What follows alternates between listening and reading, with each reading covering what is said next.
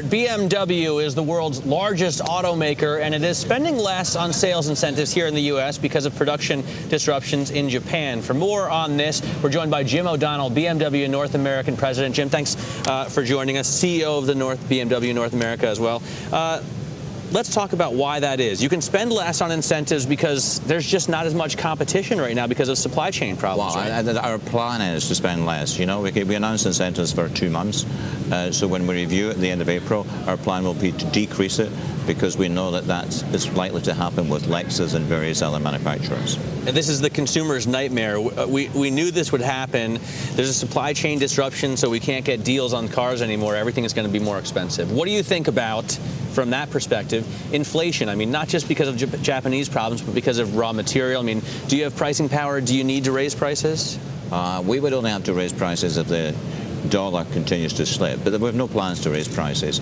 We usually try to have a small marginal increase every year just to keep pace, but we don't keep pace with inflation. There's deflation in car prices in this last 10 years. But even with the commodities increases that we've seen, I mean, platinum is up. We don't have pricing power. There's not enough pricing power out there. You know, if you look at the leasing rates for a typical 3 Series are almost the same as they were 5 years ago. So, like the airlines, you can't sort of budge those prices. You can't buck the market. What you have done, though, is created a heck of a lot of new models. I mean, I remember when there was the 3 Series, the 5 Series, the 7 Series, and that was it, with the occasional exotic car thrown in. Now there's a ton of different ones. The same is true for Audi and Mercedes, and they tell us the reason is they sell a lot more on the lower end. You've been very successful with the 1 Series, but there's no X1 here yet. Why is that? Supply and demand, and the demand in Europe and China is so high that we haven't been given an allocation. We originally were hoping to bring it in last year, postponed to this year, now postponed to probably latter half of 2012. And for people who don't know what I'm talking about, this is the SUV, right? The X5 was the extremely popular and successful original model. That's correct. And we've seen BMW as well as other car companies release smaller versions of these because Americans don't want to drive station wagons anymore, but they will drive a jacked up station wagon that looks like an off-road vehicle. Do you think that you'll have continued success there? Is the X1 going to do well here? No, we see well, it'll do well, but it'll do well as a niche. We don't see it in big volume. When I say a niche, I mean less than 10,000 units per year. So we don't have big volume aspirations for it. Whereas if you look at the X3, its bigger brother, we will do over 20,000 of those this year. And if you look at the X5, the bigger brother of the X3, we'll do over 30,000 of those. So we still think Americans like bigger things. Yeah, of course they do. Yeah. Let's talk for a second about the hybrids, the electric vehicle push, the alternative fuel source push. You have a pretty cool stand set up here with your offering in that segment. Tell us about it.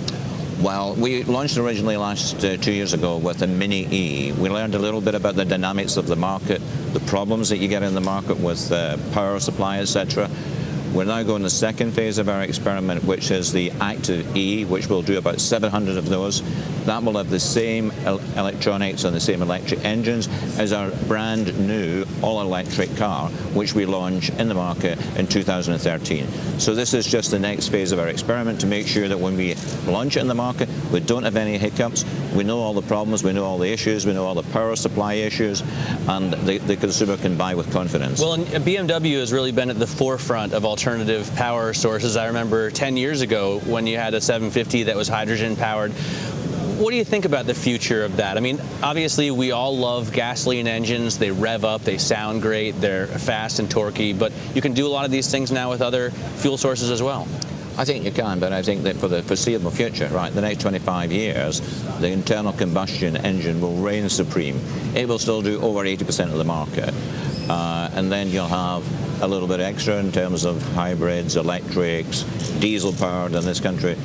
But the internal combustion engine, gasoline engine, will still be by far and away the leader, the market leader. Reign supreme. All right, Jim, thanks so much for joining us. Jim O'Donnell, President of BMW North America.